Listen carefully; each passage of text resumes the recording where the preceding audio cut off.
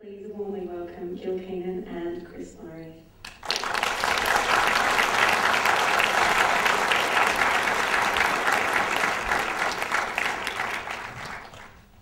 Hello. Hello. We're on. Well, firstly, awesome film. A bit scared about that. Awesome film, though. Thanks very much. Yeah, sorry about that, guys.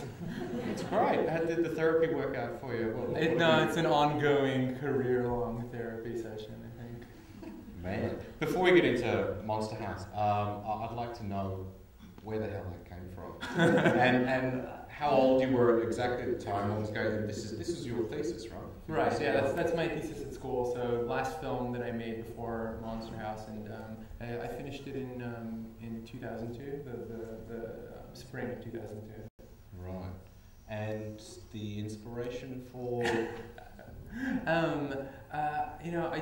wanted to tell a really simple story as my last film in school, and I'm not quite sure. I think it all started with the idea of this burglary and how a home, because when I was a kid, our house was burglarized, and I remember the feeling of being victimized, not just in a kind of in a financial way, not just the fact that they took stuff from us, but the fact that they invaded our domestic sphere felt really like a strong premise to start a film off in. And I think it really feeds into this fascination I have with the relationship that humans have with their environments, and obviously something that Monster House gave me a chance to explore in more detail. Yeah. So the whole the fear that we have, which we might not be able to articulate, but we can understand when we see it. Yeah. Right. And then the rest is just I make no excuses for. Well, I have to say there's been. I mean, you've had a roller coaster of a ride for the last couple of years. You've worked your ass off, but yeah. So someone sees this, someone fairly important, and then you are allowed to make a Robert Zemeckis film. I mean, you have to describe to us the process and what happened and what were the lucky charms that went your way. Well, luck's the right word, because I can't account for it any other way. I was going to film school one day, and I screened this thing. This is really weird for me, because this is the second time in the history of the universe that this film has been screened to a human audience, and the very first screening of it, the one just before this one, was 4 years ago, just at the end of my studies at film school. And so I was in a theater just like this, and the film screened, and I was ending film school, and I was convinced that the following week, when school was out, I would be back in my kitchen starting my next film. And I was just I was lucky enough that there was an assistant from one of the big Hollywood agencies in the audience who saw something that I can't explain because I don't see it, and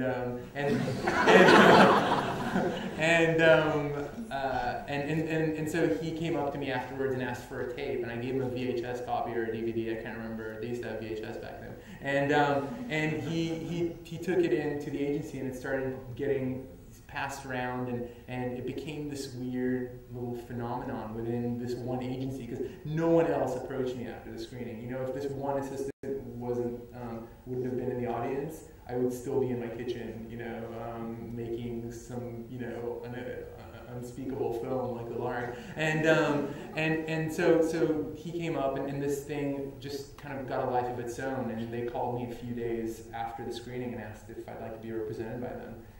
So I was. This is CAA, right? Yeah, the big guy. Yeah, and so it was very, very unexpected, to say the least. And then for the next few months, they basically just kind of dumped me on Hollywood. They sent hundreds of copies of The Lark to anybody they could, and any person that showed even the slightest bit of interest in me, they would send me to go meet with.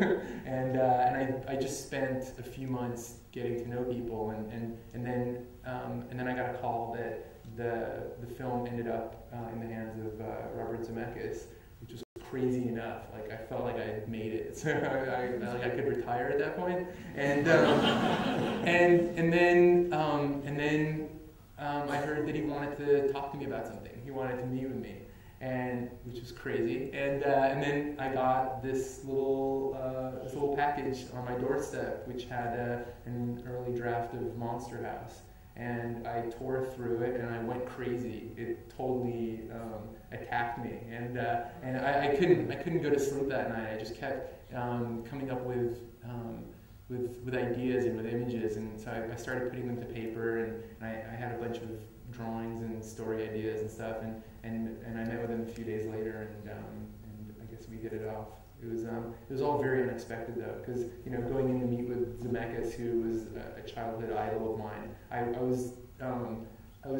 kind of an unhealthy obsession with Back to the Future as a kid. I was about to say it's Mr. Back to the Future. Yeah, and me and my younger brother made a continuity map of the trilogy, and we were trying to find plot holes in it, and we never were able to find anything. In all three films, they're just like perfect film structures. And so when I went in to meet with him, it was like meeting a rock star, and I was really nervous. But I was lucky enough that I had these crappy drawings with me that I was able to kind of put between him and I, and they were like, you remember in Dumbo when he had a feather in his that was your in his trunk? Yeah, I was able to kind of speak less like an idiot than I would have without the drawings, and so that's kind of how everything started. That's mind blowing. Yeah, well done. How does somebody mentally? I mean, I'll get into the intricacies in the Palabara Monster House, but someone who made a short film in their kitchen, right, and is at film school, and I've never been to film school, but I can only imagine it's worse than high school. Yeah. Everyone really thinks they know what they're doing, and then you're out there, and then you're in this weird zone of how do you not have a nervous breakdown when suddenly this is all working for you? And most artists are pretty, keep it close to their chest, and then you do this, and it's like, my God. I think the only way I was able to get through it is the fact that it was just so far removed from anything I was expecting, from anything that I thought was even possible for me, that I was afraid to ever look reality in the eye. I figured that if I did, the whole thing would just collapse around me. Right. And so I just made the movie. I just attacked it. And I knew that I had an opportunity that doesn't come along very often, that I was just truly lucky to be in the right place at the right time for a bunch of factors that opened this door for me, and that gave me the chance to make a film that I really cared about, Monster House, right out of film school, and for me that was something that kind of shouldn't be questioned. I should just do it and shut up and not squander the opportunity. Yeah. Wow. So how much molding were you allowed with the creation of this film? Because, like you said, there's already a script there. You're dealing with some pretty large people. Yeah, but I mean, all that said, I was really lucky on this experience. I mean, I think that working with two producers, the other producer is Steven Spielberg, who we know him. Yeah, you may have heard of, and both Spielberg and Zemeckis really kind of fostered Monster House as a concept many years ago when the writers Herman and Schraub came to pitch it to them. And it took a few years of script drafts to get it to the place where they were ready to start hiring a director, which is luckily right when I was graduating from school. So the whole thing kind of worked out. But when I came in, I had some one of the reasons that I got the job was that I came into the meeting with some ideas for a few different things in the story, and so I was able to shape some of it, and there was a period of kind of script development after I came on, and then really I set about to design the film, to create it. So they gave me a little tiny budget and a room somewhere, and I went out and I hired a few art students from this place called Art Center in Los Angeles, and them and myself and a storyboard artist basically set about designing this film. So we had a couple of months where we were completely left alone to have at the movie. Wow. And So am I right that you're creating like everything from scratch? Was there any sort of framework of visually anything? No, it was amazing. I basically had a blank canvas to design this movie. And yeah, it was crazy. I was again just really lucky, and I think it's a testament to the fact that I've got filmmakers as producers that kind of had the confidence in their own careers, and also the understanding that a way to make a movie like Monster House is to give the freedom to the director to create it, and to allow it to kind of be generated organically rather than in a more kind of corporate way. And so I had this amazing little cocoon where the film just came to life. And during that period, I storyboarded the entire film in about 3 or 4 months, and created an animatic, which is kind of a movie version of storyboards with some rough animation.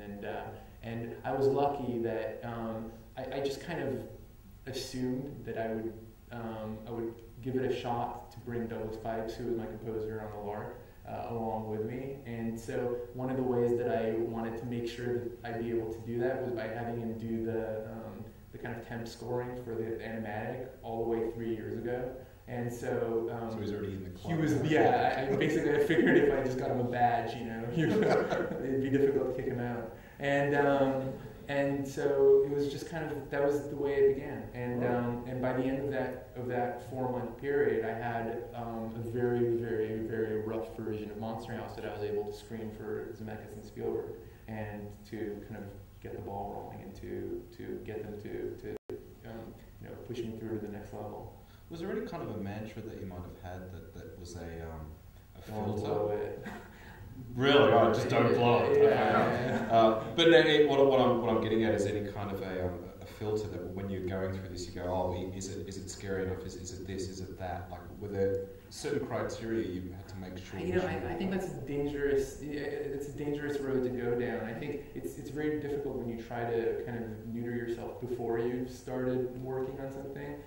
So one of the things that both Spielberg and Zemeckis were really great about right from the beginning was giving me the confidence to not have to have that kind of internal debate constantly. That it can really tie you down, I think, creatively. And both of them knew that the way to make this film cool was to not hold back on the scares for the audience, and to just make the movie the way it needed to be made. And so to their credit, I never really had a mandate of rating or of intensity of scares versus level of comedy. They just kind of they let me set the tone for it. And I think when you go about it in a pure way, in a way where you're just trying to tell the story instead of kind of fulfill some corporate mandate, I think if you're able to trust on your instincts and to trust on the advice of those around you, you're gonna end up okay. It generally, I was a kid, and I watched movies, and I know what the line is, and I knew that as long as I relied on the lightness of our characters to kind of to temper the tone, that I'd end up okay. And so that was pretty much how I maneuvered it. Well, I have to say, I'm sure everyone would agree with me. When I first saw this, it was terrifying. Really. I little nephews and nieces, I can't take them under a certain age, only because I know they're just going to, do everything that they should do, which is get the shits going. So I'm really interested on where that line might have been, because it's dancing on something that I haven't seen with, lack of a better term, mainstream, big budget animated film that is genuinely scary. Yeah, that doesn't have Burton in the surname, because this isn't one of those films. This is something very unique, and yeah, I'm really interested on how far you can push the scares without it being. Well, it's actually pretty interesting, because to create a successful scare in any kind of movie, the first thing you need to be able to do is control the atmosphere, control the environment as a storyteller, that is. And so in many ways, animation is ideally suited for horror because you're creating an entire world. So it's basically the filmmaker is completely in charge of the universe in a kind of really cool way. Yeah. And so I think that there is some real potential for full animated horror, you know, not even like a family horror. I think that animation can be truly terrifying if it wanted to go all out. And so for me, it was kind of a really it was really interesting to watch how scares work when they're animated, and how the environment being at my kind of disposal really played into that. Mm. Well, I just said, for my purposes, it's the level of heart in this, and also the idea of just being a kid. You know, we've, like you say, we've all been kids, but this does capture something about being somewhere between 8 and 12, and the whole wonder of it, the terror of it, and the whole, this is wonderful terror, you know, all mixed into one thing. I want to know what turned you on animation-wise when you were growing up. Well, at first I was just kind of, it was more movies that I was crazy about than putting it into animation or not. I mean, the truth was that as a kid I was more concerned with, like, you know, Transformers cartoons than feature-length animated films. And it wasn't until I started watching some experimental animation in my teens that I became really excited about the potential of animation. Because a lot of the stuff, you know, in the U.S. it's very different than the rest of the world. There's this really unhealthy kind of unspoken rule that animation, feature-length animation, has to be aimed at 4-year-olds, and it's been that way for a long time. And thank God we've graduated from the age of breaking into song every 4 minutes. But well, I mean, there's nothing like kind of out and out wrong with it, but it's just, you know, for me it was very difficult to get excited about a movie like The Little Mermaid when I was a kid. You know, I just didn't really. Talking horses never works. Yeah, I mean, but then when I saw what people like, you know, the brothers Quay and Jan Svankmajer were doing, and Alex Ayef and on, I became really excited by the potential of animation to tell weird stories. And it's something that it does uniquely well. I think that, you know, it allows you not just to create an alternative aesthetic, but also to kind of dabble in themes that would be very difficult or, you know, sometimes laughable to try in live action. And it's really powerful in that way. And it's getting into the mind, really. Yeah, and so I just kind of that, and also the fact that we never really had a video camera growing up, or we didn't have a film camera, and drawing and sculpting were kind of the only ways that I could, you know, really express myself in any way, and so that's kind of how I ended up in animation. Well, I won't hold your time. I'm sure there are lots of people out there who want to ask questions, so this week's I can't see. Turning the lights on, I want to see you guys. Is there anyone? Oh, that's cool. There we are. Gentleman there. Yeah, Hello. I just wanted to know, when the script was first given to you, was it approached to you as an animated feature? Did you know that from it was? Yeah, and I also think that you know, the fact that there's a house that's a living character in it kind of tipped me off also. But the truth is, I mean, that question is a good one, because the writers, Herman and Schraub, who are mad geniuses who dreamt up this script, they wrote this thing kind of before it was able to be made, and they, I think, kind of one of the nice things about them having started working on the script so long before you know, they went out to find a director, is that they didn't really think of it in terms of how it would be made. They just tried to write compelling kid characters in an interesting monster movie. And so I think the fact that they weren't trying to write an animated film meant that they were able to kind of take the characters a bit more seriously. There's in many times in animation there's kind of a gag-based approach to script writing where you just have a premise and then you hang kind of amusing moments on it, and that doesn't quite happen when you set out to write a live action film. You generally have much more of a story-based point of view, and so I think that really informed the way that they wrote this thing.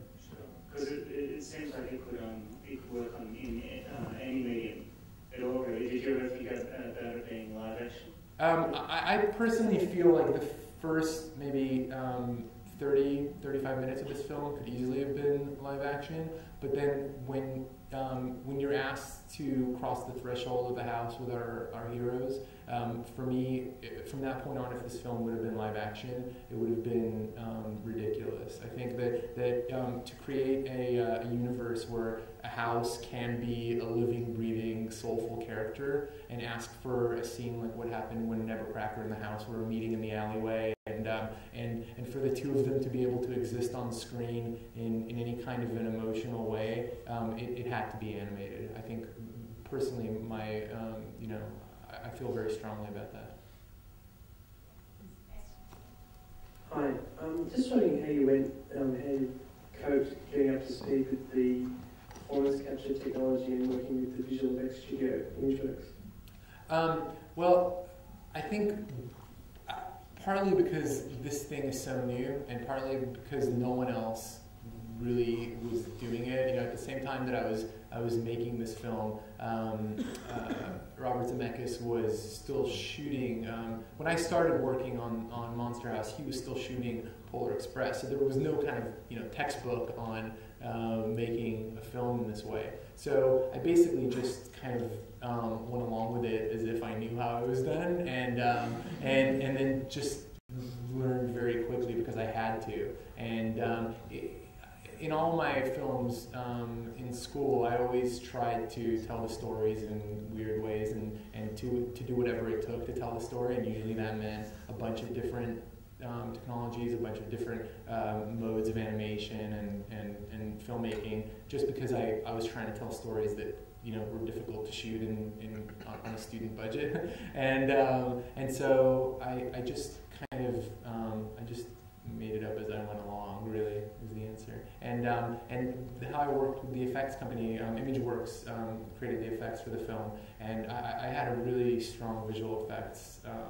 supervisor in the person of Jay Red, and he was really great at kind of being a conduit between me and the effects studio. Just before the next one, we've actually got some gear that we can show of some of the making up that you did with all the guys covered in dots and stuff. So, yeah, can we put that on? Well, Sorry, excuse me.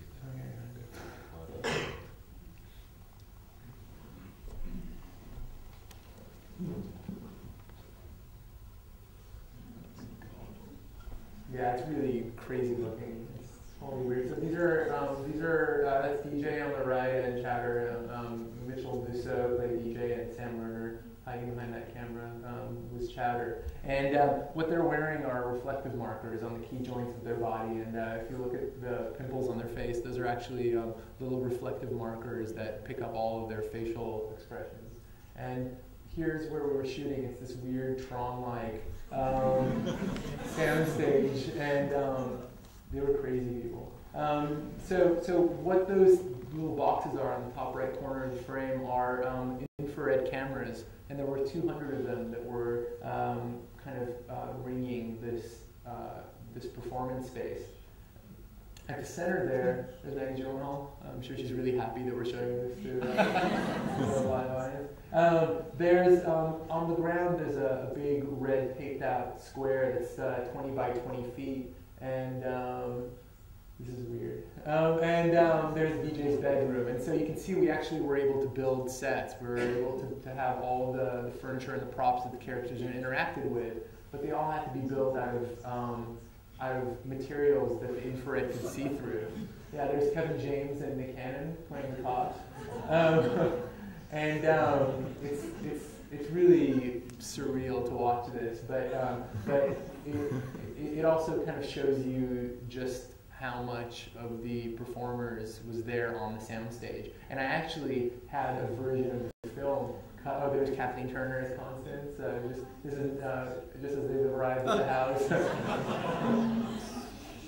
Yeah, and I didn't have to do things like her lifting him up, but it's so important emotionally that you're not just going through the motions. Yeah. Like for them to be able to actually have a human relationship, even when parts of it had to be animated later on, meant that there was, when Nevercracker looks into the house's windows, there was always Kathleen Turner there on the side of the stage for him to have an emotional foil. And that makes a big difference. It means the difference between, me throwing ping pong balls at someone and telling them that the house is chasing them, and then having a real kind of a real grounding. I was going to say how this must enormously influence the casting process, because instead of it just being a voice, it's the movement, the physicality, the everything. And I mean, for Chowder, I kept thinking Chris Penn. For some reason, I just kept thinking it's Chris Penn.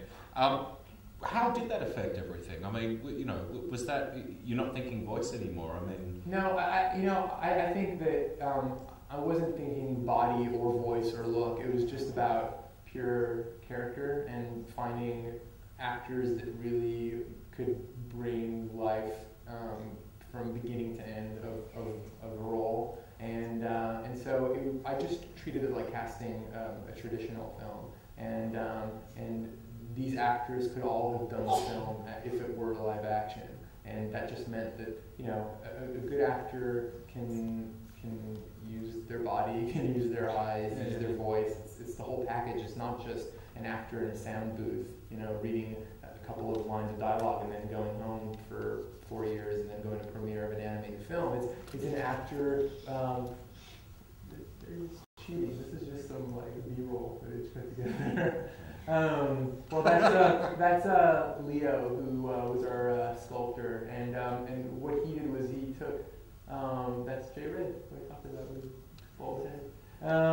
And what the sculptor was doing was showing the process that we used to go from the two-dimensional concept art that was created to creating full dimensional maquettes of the characters. And so we actually used those clay maquettes to scan into. Oh, here, this is weird. This is the first time we took the motion capture data, which you see on the top of the screen, and applied it to the rough three-dimensional model of the characters. This is the scene just after Jenny's gone to talk to her mom when DJ and Chowder have their tiff, and you can see just the kind of basic animation data beginning to breathe life to the characters. Wow.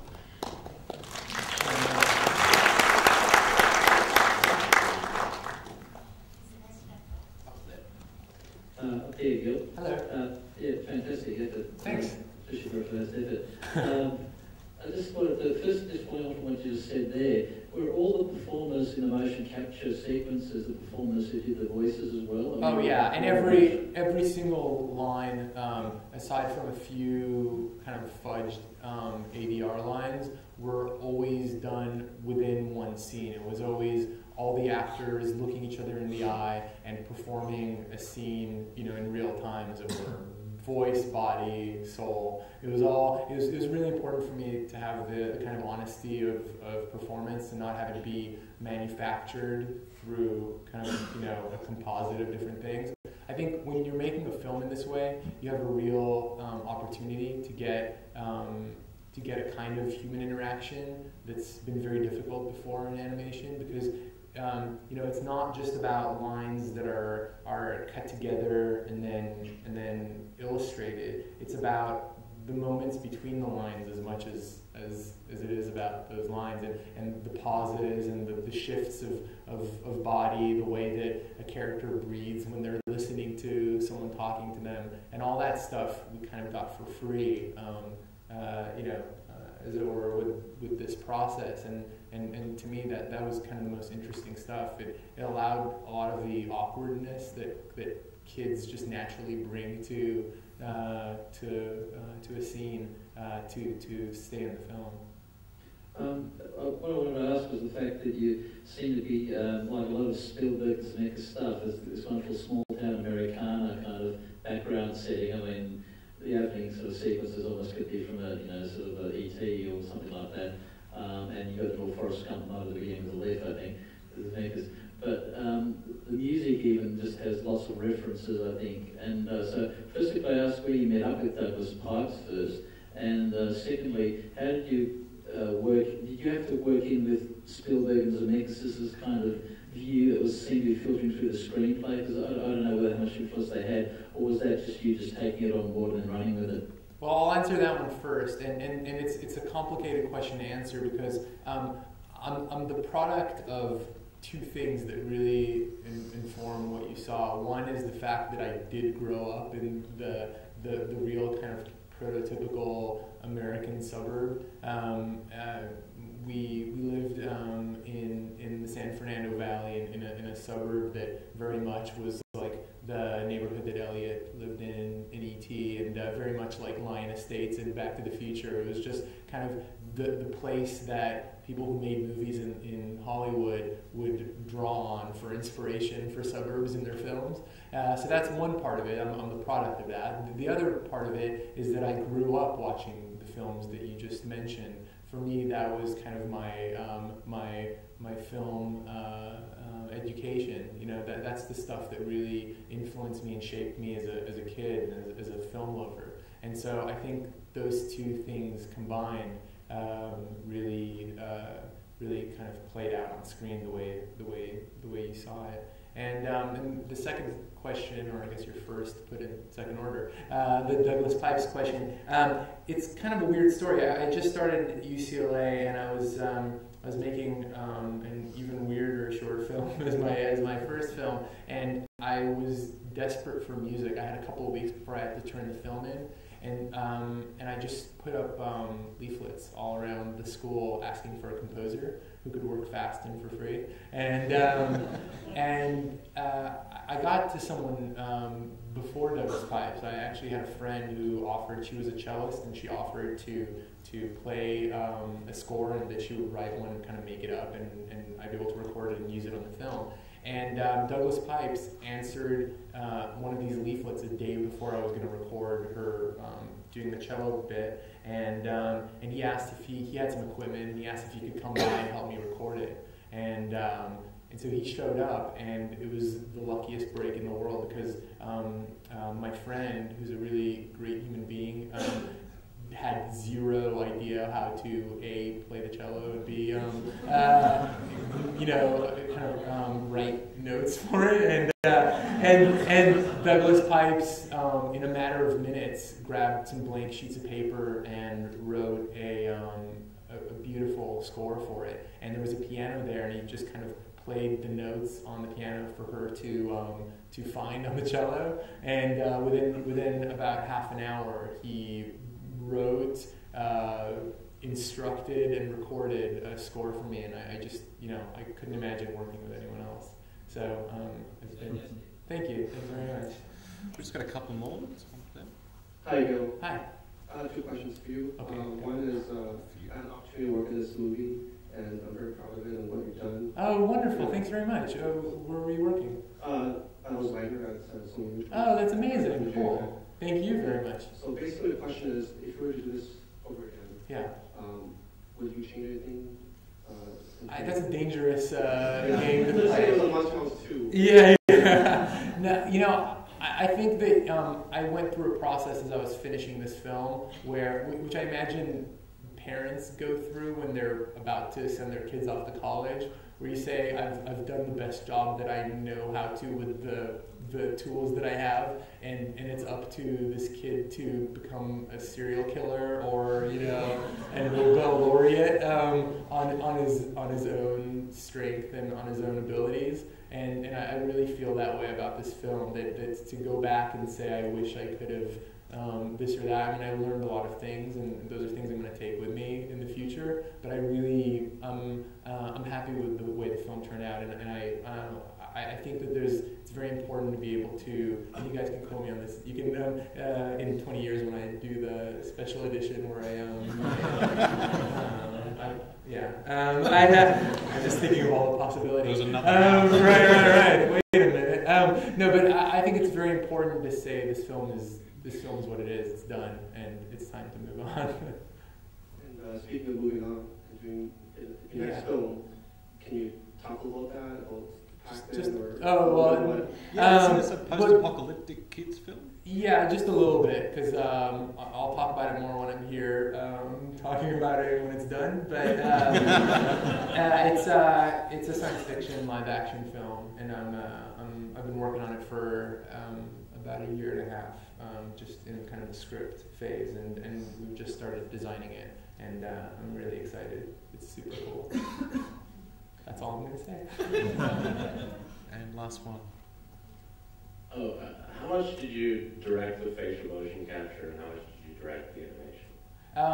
That's a good question. I think that when I was on the set, I was directing all of the facial performance, the actors. And when the actors went home and it was time to bring the performance capture data to the animation, I spent almost a year and a half or 2 years working with Troy Saliba, who was my animation supervisor, on directing the animation. So I actually, comparatively, I spent 40 days working with the actors to create the performance, and then almost 2 years working with the animators to bring those performances to life in the film that you see here. So it was definitely the most involved part of this process. There were a lot of really talented animators who made this thing possible, and all of them were really important in giving this thing a sense of life and soul. The actors were able to bring the humanity to the performance, but the animators made sure that life was there, that it communicated on screen, and so that was a really critical part of the film.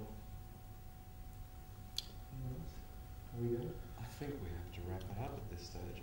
I'm so jet lagged I can go for 4 more hours. Can we all thank Gil very, very much?